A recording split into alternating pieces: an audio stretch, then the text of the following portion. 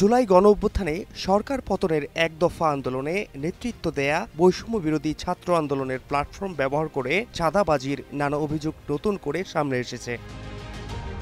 সম্প্রতি গুলশানের সাবেক এক এমপির বাসায় সমন্বয়ক পরিচয়ে ৫০ লক্ষ টাকা চাঁদা নিতে গিয়ে পুলিশের হাতে ৫ জন গ্রেফতার হওয়ার ঘটনা নিয়ে ব্যাপক চাঞ্চল্য সৃষ্টি হয়েছে। গ্রেফতার হওয়া ৫ জনকে বৈষম্য বিরোধী ছাত্র আন্দোলন ও গণতান্ত্রিক ছাত্র সংসদ থেকে বহিষ্কার করা হয়েছে।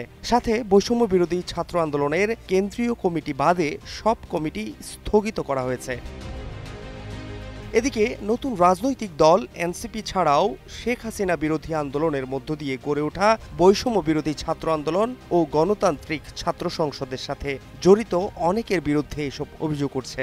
বিশেষ করে ঢাকা সহ সারা দেশে ক্ষমতাচ্যুত আওয়ামী লীগের বিভিন্ন পর্যায়ের নেতাদের কাছ থেকে চাঁদা আদায়ের অভিযোগে সারা দেশেই তীব্র আকার ধারণ করেছে বলে অভিযোগ রয়েছে।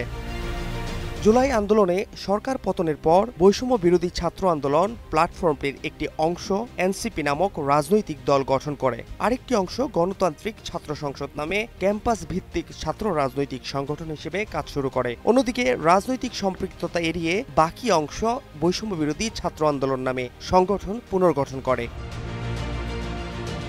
জাতীয় নাগরিক পার্টি এনসিপি বলছে, অভিযোগ পাওয়া মাত্র অন্তত 4টি ঘটনায় সাংগঠনিক ব্যবস্থা নেওয়া হয়েছে। অন্যদিকে বাংলাদেশ গণতান্ত্রিক ছাত্র সংসদের ভাষ্য, গত ফেব্রুয়ারিতে তাদের সংগঠনটির যাত্রা শুরুর পর যখনই যে অভিযোগ এসেছে সে বিষয়ে তারা ব্যবস্থা নিয়েছে। বৈষম্য বিরোধী ছাত্র আন্দোলনের দাবি, জুলাই আন্দোলনের প্ল্যাটফর্ম হিসেবে নানা ধরনের মানুষ একসাথে হয়েছিল এবং সে সময় অল্প সময়ের মধ্যে তাদের সবাইকে চেনা তাদের পক্ষে সম্ভব ছিল না। গত কিছুদিন ধরে 3টি সংগঠনের সাথে জড়িত অনেকের বিরুদ্ধেই চাঁদাবাজি ও তদবির সহ নানা অভিযোগ আসছে।